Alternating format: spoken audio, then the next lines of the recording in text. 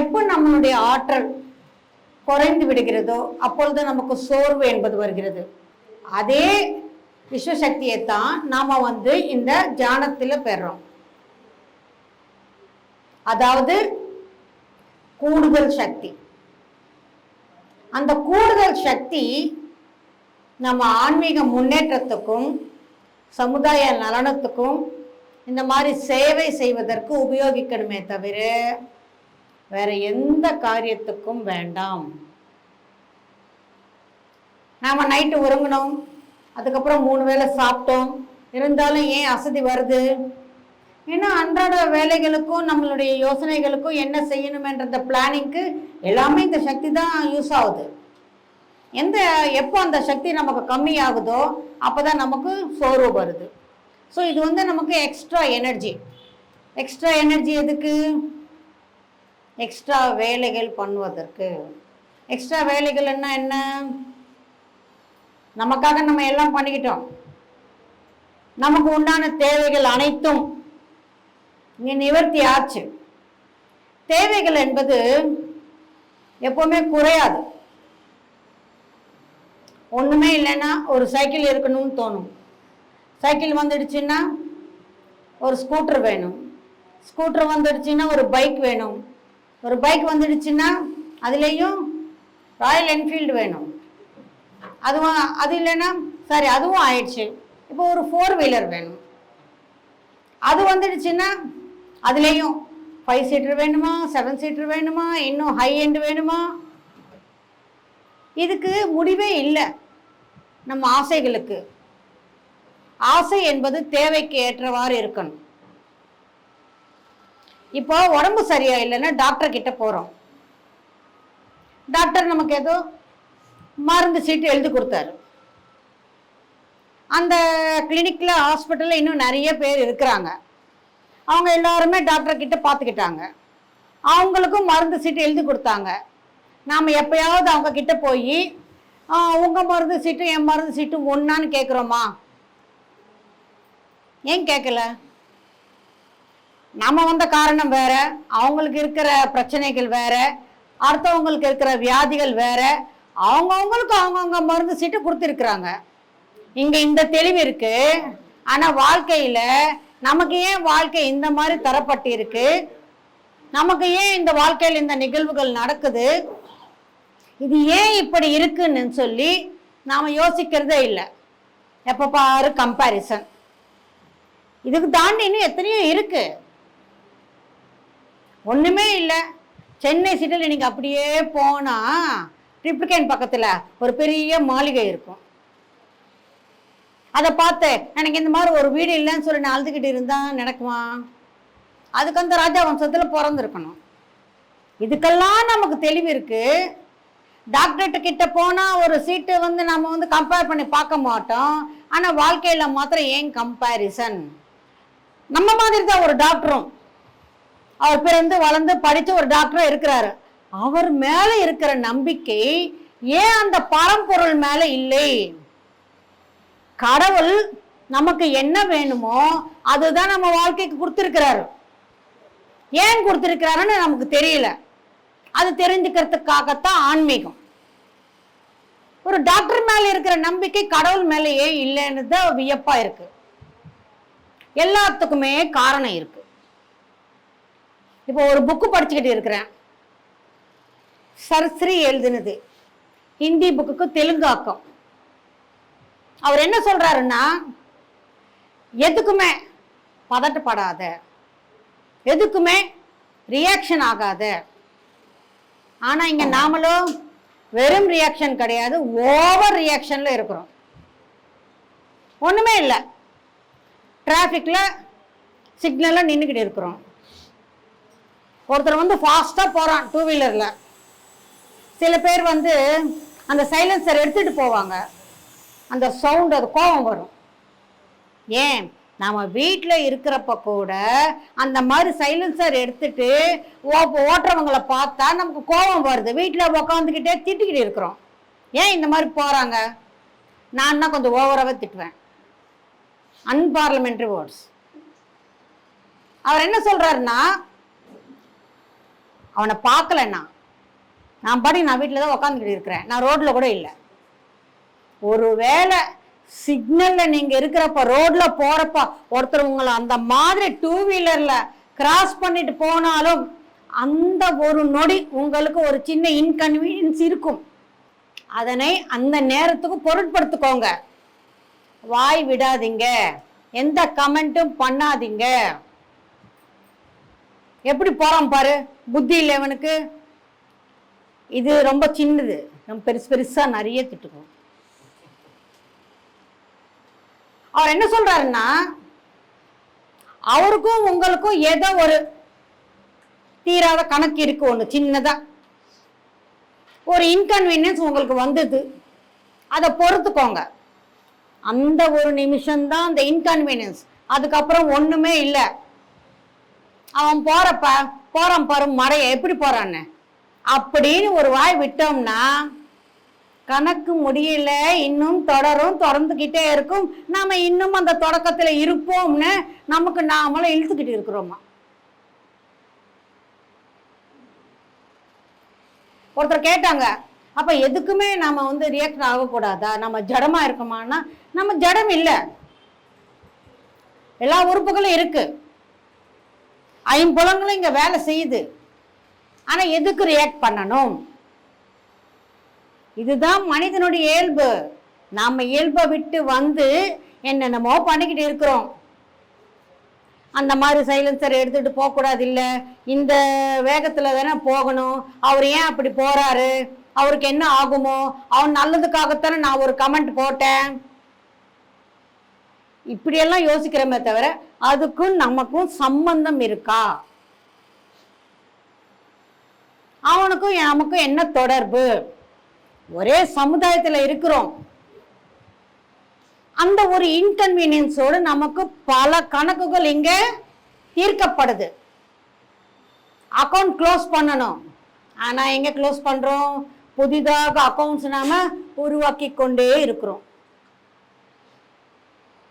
நம் எண்ணங்கள் எப்படி இருக்க, எண்ணம் மாத்திரம் இல்ல, நம்முடைய மூடு, நம்மளுடைய கேரக்டர், நம்ம எப்படி யோசிக்கிறோம், அதுக்கு தகுந்த மாதிரி தான் நம்ம வாழ்க்கையில இந்த நிகழ்வுகள் என்பது இருக்கும். ஒண்ணுமே இல்லை, ஒரு சின்ன எக்ஸாம்பிள். சினிமாவுக்கு போகணும், டிக்கெட் புக் பண்ணியாச்சு, இந்த நேரம் சினிமா தான் தெரியாம வீட்டில் ஒருத்தர் லேட் பண்ணிக்கிட்டே இருக்கிறாங்க. நமக்கு கோபம் வருது, திட்டுறோம். உங்களெல்லாம் நம்பி சினிமாவுக்கு போகணும்னு டிக்கெட் எல்லாம் எடுத்த பாரு, என்ன சொல்லணும், இந்த நேரத்துக்கு தான் தெரிஞ்சு நீங்க ஏன் ரெடி ஆக மாட்டேன்றீங்க? லைட்ல எல்லாம் ஆஃப் பண்ண பிறகு அப்படியே தடவிக்கிட்டே குருடர்கள் மாதிரி போனா நல்லாவா இருக்கும்? அந்த மாதிரி வேற யாராவது போனாலும் நான் திட்டுக்குவேன், என்னையும் நீங்க அந்த மாதிரி கூட்டிட்டு போறீங்களா? புத்தி இருக்கா? கோபம் உச்சியில திட்டிக்கிட்டே இருக்கும் போது புக் பண்ணா கேப் புக் ஆகல, சரி ஆட்டோ புக் பண்ணலாம் சொன்னா அதுவும் வந்தது, அவன் சிடுன்னு இருக்கிறான், திட்டுறான். போறப்ப அவ்வளவு சிக்னல்ஸ், டிராபிக் ஜாம், சரி போய் சேர்ந்தாச்சு. அங்க போனா லிஃப்ட் கிடைக்கல, கீழே கார் பார்க்கிங்ல இருந்து அது ஃபுல்லா வருது. நமக்கு இங்க கிரவுண்ட் ஃப்ளோர்ல நிக்க மாட்டேன், நின்னாலும் அதுல ஏறத்துக்கு இல்லை. மேல போன பிறகு அங்க ஏதோ ஒரு பிரச்சனை, உள்ள விட மாட்டேன்ற. நமக்கு முன்னாடி ஒருத்தர்கிட்ட சண்டை போட்டு இருக்கிறாங்க, இது பேக்கெல்லாம் எடுத்துட்டு போகக்கூடாது, இது எடுத்துட்டு போகக்கூடாது, இல்லை என் குழந்தைக்காக சாப்பாடு அதெல்லாம் ஒன்றும் கிடையாது, எடுத்துட்டு போகக்கூடாது, நீ வேணா வெளியில ஊட்டிட்டு போ, இங்கே வச்சுட்டு போ. அவங்களால நமக்கு லேட் ஆகுது, லேட் ஆகிக்கிட்டே இருக்கு. மறுபடியும் கோபம் வருது, யாரும் நமக்கு லேட் பண்ணாங்களோ அவங்கள திட்டத்துக்கு நம்ம தயாரா இருக்கிறோம், உன்னால் தான் ஆச்சு இந்த மாதிரின்னு. இன்னொரு வாட்டி இன்னொரு சினிமாவுக்கு போகும்போது கரெக்டா டைமுக்கு புறப்பட்டோம், கரெக்டா ஆட்டோவும் வந்துடுச்சு, எங்கேயும் சிக்னல் விழல, போன உடனே லிஃப்ட்டும் கிடைச்சது, நம்ம முன்னாடி எந்த பிரச்சனையும் இல்லை, நம்ம ஒன்றும் எடுத்துக்கிட்டு போறது இல்லை, எடுத்துக்கிட்டு போனாலும் யாருக்கும் காட்டுறது இல்லை, அது நைஸா எடுத்துட்டு போயிடுறோம். ஒரு பிரச்சனை இல்லை, அங்க ஆரம்பிக்கிறதுக்கு முன்னாடி போய் உக்காந்துட்டோம். நாம என்ன நினைக்கிறோம், கரெக்டா டைமுக்கு போனதுனால இது எல்லாமே நமக்கு கூடி வந்தது. ஆனா உண்மை என்னன்னா, 10 நிமிஷம் முன்னாடி புறப்பட்டா எல்லாமே கூடி வருது, சிக்னலும் இல்லை, லிஃப்ட்டும் கிடைக்குது, ஆட்டோக்காரன் ஒழுங்கான நடத்துகிறான், அங்கேயும் போய் நம்ம சரியாக உக்காந்தோம், எதுவுமே இல்லை. ஒரு 10 நிமிஷம் லேட் ஆனால் எல்லாமே எதுக்கு மிஸ் ஆகுது, எல்லாமே கஜிபிஜி ஆகுது. ஏன்? உன் எண்ணம் எப்படி இருக்கோ உன் வாழ்க்கையில் நடக்கிற ஒவ்வொரு பிரச்சனையும் அப்படித்தான் இருக்கும். நீ இந்த மாதிரி யோசிக்கிறப்ப நீ அமைதியா இருக்காத போது இது எல்லாமே உனக்கு ஈர்க்கும். நீ எப்படி இருக்கிறியோ அந்த மாதிரி தான். சிக்னல் விழணும்னு ஏதாவது இருக்கா? ஒரு 10 நிமிஷம் வித்தியாசத்திலேயே இந்த சினிமா போறப்ப இங்க எந்த பிரச்சனையும் இல்லாம இருக்கு, இங்க ஒரு பிரச்சனையோட இருக்கு. அந்த இதுல நான் அந்த சினிமாவை ரசிக்க கூட முடியல, மூட் அவுட்ல, கோவத்துல. இப்போ என்ன நினைக்கணும்? 10 நிமிஷம் லேட் ஆனாலும் சரி, நமக்கு எல்லாமே சரியா அமையும், சரியான நேரத்தில் நம்ம போயிடுவோம். இருட்டில் போகிறதுனா கஷ்டம், ஒரு பேட்டரி லைட் எடுத்துக்கோ, ஒரு டார்ச் அடிச்சுட்டு போ. என்ன இப்போ அதுக்கு ஏன் கத்துற? அதுக்கு மூடு பாடானா இங்க எல்லாமே சொதப்புது. எல்லா விஷயத்திலையும் நாம் நமக்கு என்ன நடக்கிறது என்பதை உண்மை கவனித்தால் மட்டுமே அதனை நாம் புரிந்து கொள்ள முடியும். நம்ம வாழ்க்கையில எதுவாக இருந்தாலும் சரி, அனைத்தும் அந்த கடவுளால், இந்த இயற்கையினால் நமக்கு தரப்பட்ட வாய்ப்புகளை வரங்களாக மாத்திக்கணுமே தவிர, இந்த வாய்ப்பு எதுக்குன்னே தெரியலன்னா நம்மளால என்ன செய்ய முடியும்? எல்லாத்துக்குமே காரணம் இருக்கு. ஒரு வீட்டுல ஒரு அப்பா இருக்கிறாரு, அவர் எதுக்குமே தட்டி கேட்க மாட்டேன்றாரு. அவங்க மனைவி திட்டுறாங்க, நீ இந்த மாதிரி எதுவுமே தட்டி கேட்காம இருந்தா எப்படி? வீட்டுல ஆம்பளைன்னா, வீட்டுக்கு பெரியவங்களன்னா நீங்க தான் தட்டி கேட்கணும், பசங்க அப்பதானே நல்லா வளருவாங்க. எதுக்குமே கேட்கறது இல்லையே. பசங்க மாத்திரம் இல்லை, அந்த குடும்பத்துல எதுக்கும் கேட்கறது இல்லை. அவங்க எவ்வளவோ சொல்லி பாக்குறாங்க, இவர் வாயே திறக்க மாட்டேன்றாரு. காரணம் என்ன? அதுக்கு முந்தின பிறவியில அவருடைய பையன் 7வது ஃபெயில் ஆயிட்டான். வீட்டுக்கு வரப்ப யோசிச்சுக்கிட்டே வரான், வீட்டில் இது எப்படி சொல்றது, என்னன்னு சொல்றது, மறைச்சிடலாமா, பொய் சொல்லலாமா, இல்லை உண்மையை சொல்லணுமா, இது எப்படி ஏத்துக்குவாங்க, அப்பா பார்த்தா பயமாச்சு. அப்படியே யோசிச்சுக்கிட்டே வரப்ப வீடு வரப்ப ஒரு நிர்ணயம் எடுக்கிறாரு, இல்லை நாம உண்மையை சொல்லணும், புரிஞ்சுக்குவாரு. வீட்டுக்கு வராரு, உண்மையை சொல்றாரு. ஆனா அன்னைக்கு அந்த அப்பா ரொம்ப கோபத்தில் இருக்கிறாரு, ஏதோ நடந்திருக்காங்க, அவர் அந்த அளவுக்கு இரிட்டேஷன்ல இருக்கிறாரு. இந்த மாதிரி 1 வருஷம் பாலாயிடுச்சு, போயிடுச்சு, நீ ஏன் சரியா படிக்கல, நீ ஃபெயில் ஆயிட்டேன்னு சொல்லி ஓங்கி ஒன்று அடிக்கிறாரு. அடிச்சதில்ல, பக்கத்துல இருக்கிற டேபிள் அவன் மண்டைய பொழந்துட்டு அவன் அங்கேயே இறந்துடுறான். இறக்குறப்ப அந்த பையனுக்கு என்ன பாவனை இருக்கு? நான் உண்மையைத்தானே சொன்னேன், தைரியமா சொன்னேனே, அப்போ உண்மையை சொன்னா பிராணனும் பறி போயிடுமா? இந்த கேள்வியோடு இறந்து போறார். அவர் மறுபடியும் பிறவி எடுக்கிறப்ப உண்மையே பேசுறது இல்லை, எல்லாத்துக்கும் போய் தான். காரணம், உண்மையை பேசணும்னா அந்த பழைய பிறவியுடைய ஞாபகம் அப்படியே பசுமையா இருக்கு. கை காலெல்லாம் உதறுது, பயம் வருது, நடுக்கம் வருது, எல்லாத்துக்குமே போய் எடுத்துக்கிறதெல்லாம் போய் அவரால் உண்மையை பேச முடியல. உண்மையை பேசினா உயிரே போச்சு. அந்த தாக்கம் இன்னும் இருக்கு. இந்த அப்பாவுக்கு என்ன, தட்டி கேட்டதுனால மகன் இறந்துட்டானே, தட்டி கேட்கறதுக்கு பயம். அடுத்த பிறவையில தட்டி கேட்டா என்ன ஆகுமோ? ஒரு பிறவையில அந்த ஆன்மா தட்டி கேட்டுச்சு, அதனால அந்த பையனே இறந்து போயிட்டான். இப்ப தட்டி கேட்கறதுக்கு பயம், எதுவும் கேட்க மாட்டாரு, பிரச்சனையே இல்லை, எல்லாத்துக்கும் சும்மாதான் இருப்பாரு. பட் அதையும் தாண்டி நாம செயல்படணும். அந்த பிறவியில் அந்த மாதிரி இருந்தாலும், இப்ப நமக்கு நடுக்கமா இருந்தாலும், பயமா இருந்தாலும், உள்ளுக்குள்ள முடியலன்னாலும் அதையும் மீறி உண்மைய பேச பழகணும். ஒன்னும் ஆகாது. இந்த வாட்டி இந்த பிரயோகம் பண்ணணும். நாம இந்த வாட்டி உண்மையை சொன்னா என்ன ஆகும், அந்த தைரியத்துக்கு வரணும். அப்ப அது உயிர் போச்சு. பட் இந்த பாவனை இப்ப நமக்கு இல்லை, ஆனா சப்கான்சியஸ் மைண்ட்ல இருக்குது. அதனால்தான் அதனுடைய கேரக்டர் அந்த மாதிரி இருக்கு. அதையும் தாண்டி நாம பழகணும். இதுதான் இயற்கை நமக்கு தந்த பரிசு. அங்க உண்மையே சொல்ல வேண்டிய கட்டாயத்தில் இருக்காங்க, ஆனா இவன் எல்லாத்துக்கும் போய் சொல்லிக்கிட்டு இருக்கிறான். காரணம், அந்த பழைய பிறவியின் அந்த ஞாபகங்கள் அதை ஹீல் பண்ணிக்கணும்னா இப்ப நீ உண்மையை சொல்லித்தான் ஆகணும். அந்த உண்மையை சொல்றப்பத்தான் அது ஹீல் ஆகும்.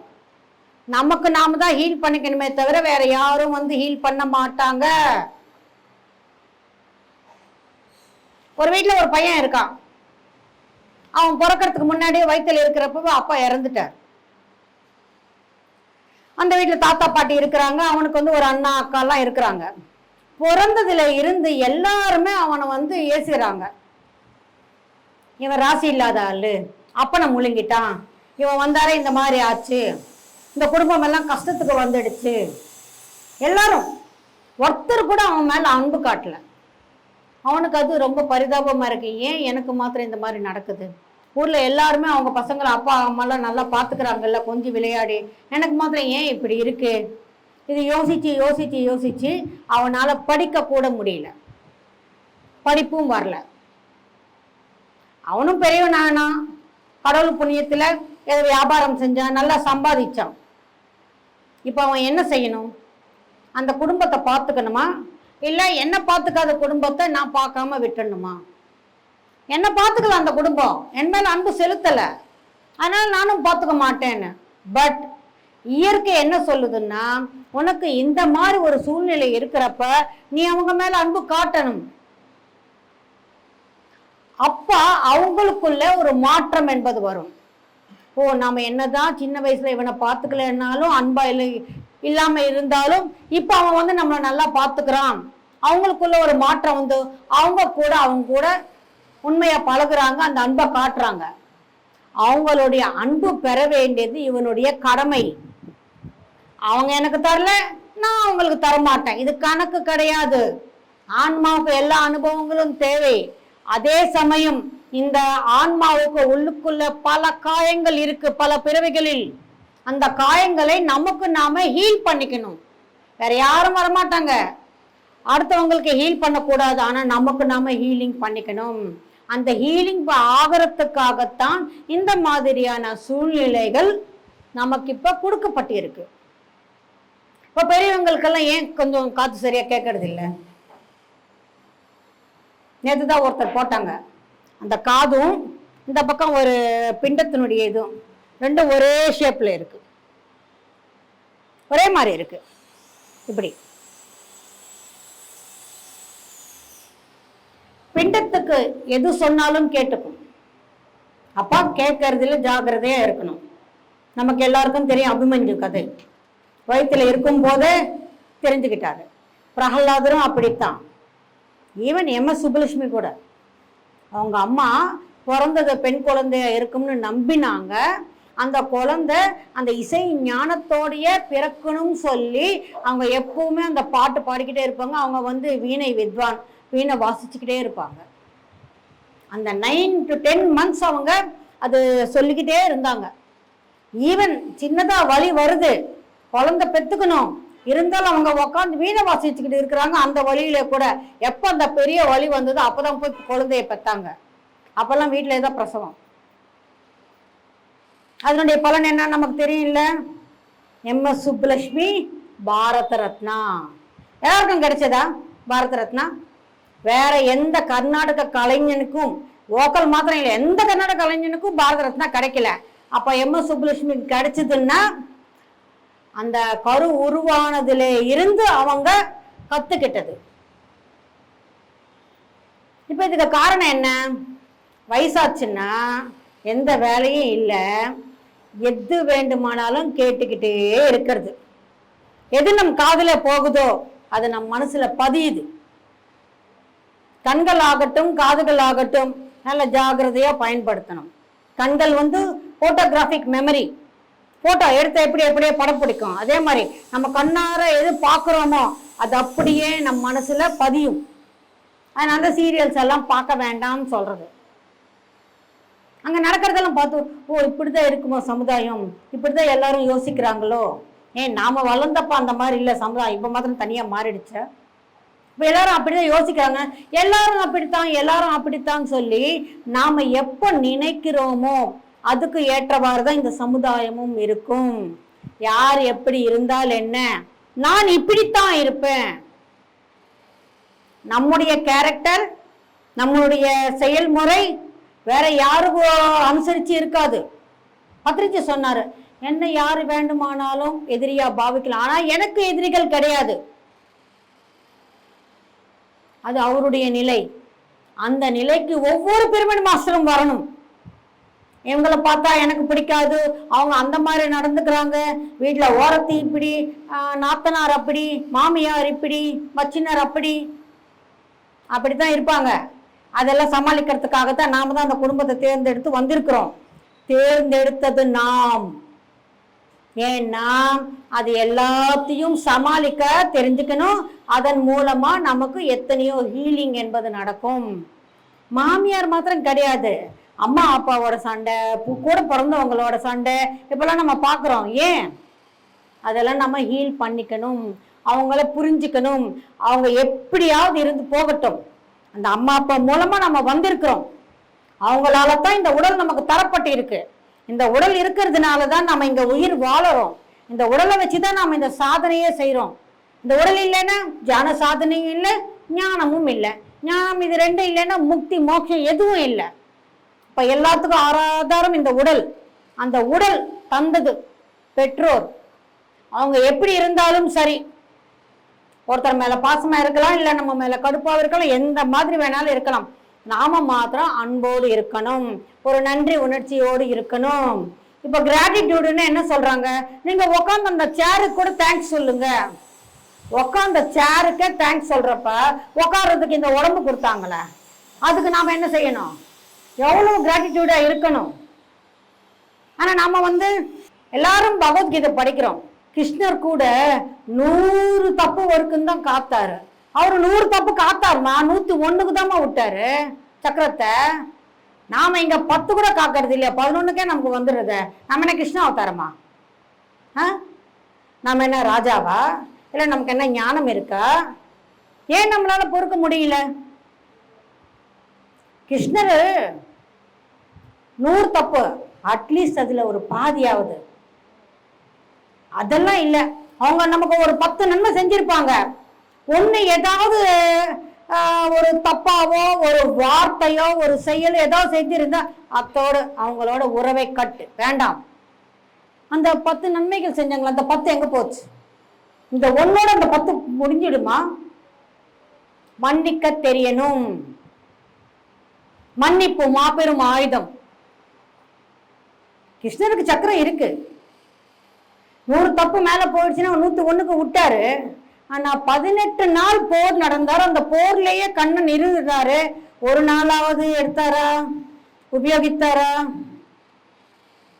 போர்ல ஆயுதம் உபயோகிக்காம கண்ணர் இருக்கிறப்ப வீட்டுல ஒரு போருக்கு, அது போர் கிடையாது, போருன்னு நாம நினைக்கிறோம். ஏன் நமக்கு சக்கரத்தை விட ரொம்ப கொடுமையான கொடூரமான ஆயுதம் ஒண்ணு இருக்கு நம்ம கிட்ட. வாய்தான். அதுக்கு எப்பவும் வாய்தா கொடுத்துக்கிட்டே இருக்கணுமே தவிர யூஸ் பண்ணக்கூடாது. இதுக்குதான் மௌனம் வேணும். எதுக்குமே ரியாக்ஷன் கொடுக்க வேண்டாம். எல்லாத்தையும் நாம புரிஞ்சுக்க முயற்சிக்கணும். அட்லீஸ்ட் புரிஞ்சுக்க முயற்சித்தால் மட்டுமே இது ஏன் நடக்குது, எதுக்காக நடக்குது என்ற ஒரு பாவனை நமக்குள் உதயமானால் மட்டுமே அதிலிருந்து ஒரு தெளிவு என்பது பிறக்கும்.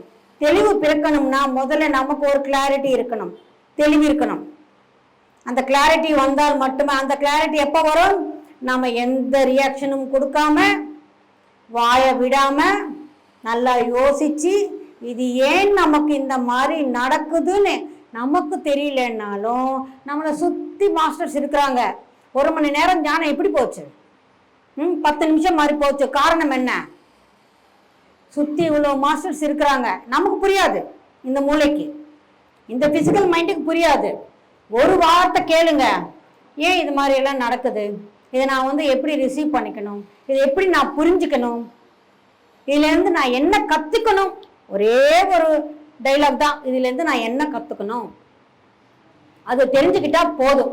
வாழ்க்கை எப்பவுமே ஹாயாக இருக்கும். அது நம்ம உள்ளே தான் இருக்கு, ஆனால் அது நம்ம வெளியில தேடுறோம். ஒரு விஷயம் நடந்தா அதுக்கு பல கோணங்கள் இருக்கும். சத்யவான் சாவித்ரி கதை தெரியுங்களா எல்லாருக்கும்?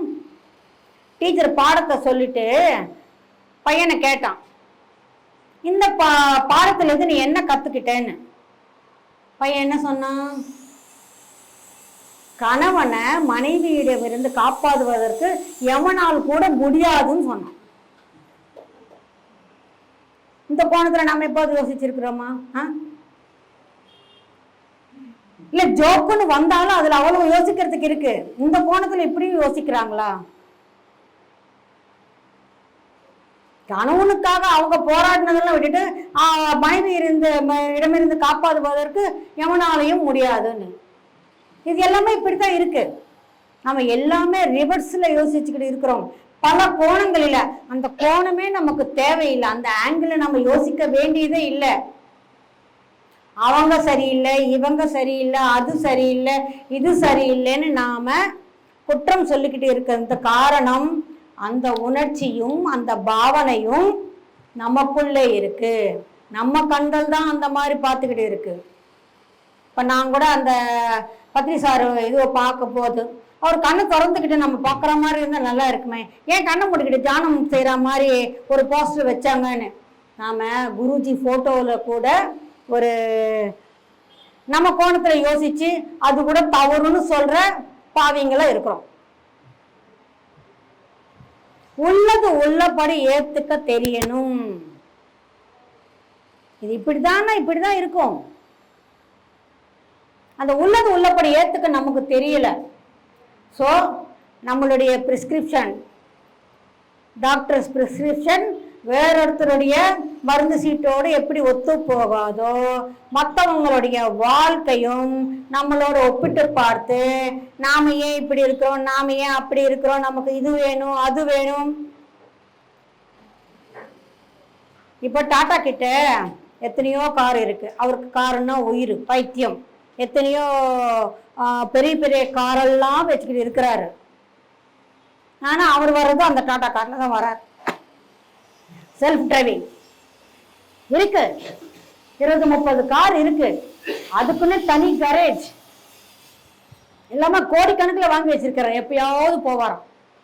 அதுவும் பாம்பேல இருந்தா எப்பாவது அந்த காரை எடுத்துக்கிட்டு மிட் நைட்ல போவாராம். நமக்கு இருக்கிற சுதந்திரம் அனைவருக்கும் இருக்கா சொல்லுங்க?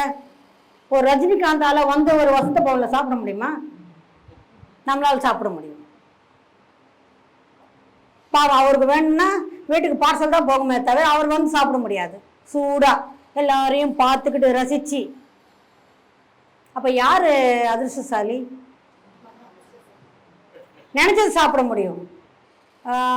டென்னிஸ் வீராங்கனை சானியா மிர்சா உலக டைட்டில் வின் பண்ணாங்க. இந்த சந்தோஷத்துல இப்ப நீங்க என்ன செய்யணும்னு நினைக்கிறீங்கன்னு கேட்டாங்க. என்ன பதில் சொன்னாங்க? ஒரு கட்டி தயிர் ஒரு கப்பு சாப்பிடணும் போல இருக்குன்னு சொன்னாங்க. நாம வேலைக்கு முழுங்குறோம். 5 வருஷமாச்சா கட்டி தயிர் சாப்பிட்டா, அவங்களுக்கு அவ்வளவு இஷ்டமா தயிர். 5 வருஷமாச்சு நான் சாப்பிட்டு. அந்த உடல் எடையை மெயின்டைன் பண்ணணும், அந்த எடையை மெயின்டைன் பண்ணதான் அந்த விலாசம் முடியும், அந்த பால் அந்த ஆங்கிள். இப்போ ஒரு கப்பு தயிர் சாப்பிட போறேன் நான், இப்போவே போய் முதல்ல சாப்பிட வேண்டியது அதுதான். இதெல்லாம் பார்க்கும்போது நம்மளாம் எவ்வளவு அதிர்ஷ்டசாலிங்க. அந்த பச்சனை கேட்ட காலையில ஆஃப் தோசை, ஒரு ஜூஸ், அவ்வளவுதானா? எல்லா ஹீரோயின்ஸும் எல்லா ஹீரோவும் ஒரு காலத்துல ஹீரோயின் தான் இந்த மாதிரி இருந்தாங்க. இப்ப ஹீரோவும் அது மெயின்டைன் பண்ண வேண்டிய ஒரு சூழ்நிலையில இருக்கிறாங்க. அதுக்கு முன்னாடி சிவாஜி எல்லாம் இவ்வளவு தடுத்து இருந்தாலும் அவரு காலேஜுக்கு ஸ்டூடெண்ட்டாக போயிட்டு இருந்தால் நம்ம பார்த்தோம். ஏன்னா இப்போ இந்த பசங்க பார்க்கறது கிடையாது. ஏன்னா அவ்வளோ குண்டா இருந்துட்டு இவர் என்ன காலேஜ் ஸ்டூடெண்ட்டை பைத்தியமா என்ன பார்க்கறதுக்குன்னு. கட்டாயம் இதெல்லாம் பார்க்கும்போது யார் அதிர்ஷ்டசாலிங்க? நாமத்தான். எல்லாத்தையும் விட நமக்கு ஞானம் கிடைச்சிருக்கு, அதிலேயும் உண்மையான ஞானம் கிடைச்சிருக்கு. அதுவும் ஒரு உயிருள்ள ஒரு குருவுக்கு நாம சிஷ்யர்களை இருந்திருக்கிறோம். அவர் ஆசான்னா அவருக்கு பிடிக்காது, பரவாயில்ல நம்ம சொல்லிக்கலாம். ஒரு ஆசானுக்கு நாம சிஷ்யர்களை இருந்திருக்கிறோம். இதெல்லாம் எவ்வளவு பெரிய பாக்கியம் நமக்கு. பேருக்கு தேடினாலும் முடியுதா? ஹாஸ்பிட்டல்ல இருந்து வந்த பிறகு போன வாரம் தான் சொன்னாரு எனக்கு இமயமலை போகணும்னு இருக்குன்னு. போக முடியுமா? நான் நினைச்சேன் இப்பவே போக முடியும். ரஜினிகாந்தால போக முடியுமா? ஹையஸ்ட் பெய்டு ஆக்டர் ஏசியாவிலேயே. நினைச்சது செய்ய முடியுதா? அப்படி போய் ஒரு கடை தெருவில் ஒரு துணி வாங்க முடியுதா? ஒரு ரோட் சைடு நின்றுக்கிட்ட ஒரு கப்பு டீ அடிக்க முடியுதா? நம்ம இதெல்லாம் ஒரு சுதந்திரமான்னு கேட்ட இதுதான் சுதந்திரம். நினைச்சது செய்ய முடியுதா இல்லையா? ஆனா நம்ம சூப்பர் ஸ்டாரு, அவங்களுக்கு அவ்வளோ ஃபேம் இருக்கு, விவிஐபியா இருக்கிறாங்க, செலிபிரிட்டியா இருக்கிறாங்க. ஒன்னே ஒன்று, எங்க போனாலும் முன்னாடி ஒரு சீட்டு கிடைக்கும், அவ்வளோதான். அதுக்கும் போக முடியாம நிலையில இருக்கிறாங்க. அது ஒண்ணு தவிர வேற என்ன இருக்கு? சினிமா ஆக்டர் ஆகுறதுன்னா அவ்வளோ ஈஸி ஒன்றும் கிடையாது. நிறைய உடல் வலி இருக்கு. ஸ்டுடியோவில் ஒரு அரை மணி நேரம் ரெக்கார்டிங்கு உட்காந்தாலும் வேர்த்து கொட்டுது. அதுக்கு 10 மடங்கு லைட்டில் அவங்க நின்றுக்கிட்டு ஆக்டிங் பண்ணணும். அது நம்ம உணர்ச்சி கிடையாது, நம்ம உணர்வு கிடையாது. வேற யாருடைய உணர்ச்சியோ உணர்வுகளோ நாம் அங்கே நம்பு மாதிரி காட்டணும். இதெல்லாம் எவ்வளோ கஷ்டம். நல்லா சாப்பிட்டு வந்திருப்பார் வீட்டில், ஒரு நல்ல ஒரு ஃபைண்டாக அவங்க வீட்டில் ஏதோ நல்லது நடந்திருக்குன்னு. இங்கே சார் 4 நாள் உங்களுக்கு சாப்பாடே இல்லை, நீங்கள் பசியில் இருக்கிற மாதிரி ஆக்ட் பண்ணணும்னு அந்த சீன் எப்படி இருக்கும்? இல்லை வீட்டில் ஏதாவது கெட்டது நடந்திருக்கும். அப்போ சார் நீங்கள் ஜாலியாக லவருக்கு கடலை விடுற மாதிரி ஒரு சீனுன்னா எப்படி ஆக்ட் பண்ண முடியும்? உள்ளுக்குள்ள அவ்வளோ சோகம் இருக்குது. அவங்களுக்கு ரொம்ப தெரிஞ்சவங்க தவறி போயிருக்கலாம், இல்லை அவங்களுக்கு வீட்டில் ஏதாவது நடந்திருக்கலாம், ஒரு ஆக்சிடென்ட் நடந்திருக்கலாம். தன்னுடைய இயல்பான சுபாவத்தை விட்டுட்டு வேறொரு உணர்வுகளை காட்டுறதுக்காகத்தான் நாம் இந்த அளவுக்கு அந்த சினிமாவை பார்க்குறோம், அந்த ஆக்டர்ஸ் நம்ம ரசிக்கிறோம். ரொம்ப கஷ்டமானது. பட் வாழ்க்கையில் என்ன இருக்கு? சாப்பிட முடியாது, நேரத்துக்கு தூங்க முடியாது, டெய்லி எக்ஸசைஸ் பண்ணியே ஆகணும். எவ்வளோ உடம்பு வலி இருக்குன்னு தெரியுமா? இப்போ எல்லாம் அந்த மாதிரி டான்ஸ் நம்ம வாங்குறோம். அந்த மாதிரி ஆடினாது அப்பா என்னம்மா ஆடினார் தெரியுமா? அவங்க எத்தனை மாத்திரை போட்டுக்கிறாங்க தெரியுமா? எவ்வளோ வலி இருக்குதுன்னு தெரியுமா? எத்தனையோ அவங்களுக்கு கஷ்டங்கள் இருக்கா. நம்ம பார்க்கறது எல்லாமே அவங்களுடைய நேம் அண்ட் ஃபேம் மாத்திரம்தான் பார்க்குறோம். ரெண்டாவது அவங்க என்ன செஞ்சாலும் நமக்கு தெரியுது. ஊரில் ஒவ்வொருத்தரும் ஒரு 10 கேர்ள் ஃப்ரெண்டை மெயின்டைன் பண்ணிக்கிட்டு இருப்போம், யாருக்கும் தெரியாது. பாவம் அவர் ஒருத்தர்கிட்ட பேசினால் போதும் போச்சு கோவிந்தா. ஸோ இவ்வளவு சுதந்திரம் நமக்கு இருக்கு. இதெல்லாம் நமக்கு கொடுக்கப்பட்டிருக்கிற வரங்கள். இதை நாம தெரிஞ்சுக்கிட்டு அதை எப்படி பயன்படுத்தணும். ஏன் சார் இருக்கிறது ஒரு சண்டை, அந்த ஒரு சண்டை கூட ஏன் சார் உயிரை வாங்குறீங்க? நான் என்ன பாலாஜி சார் திட்டிக்க முடியும்? எனக்கு கிடைச்ச வாய்ப்பு, எனக்கு கிடைச்ச மரியாதை. ஏன்னா ஒரு சென்டர் ஓப்பனிங்கன்னா ஃப்ரீயா சும்மா வந்துடுமா? அவர் கொடுத்தாரு, தாசாரன் ஓடி வந்தோம். இல்ல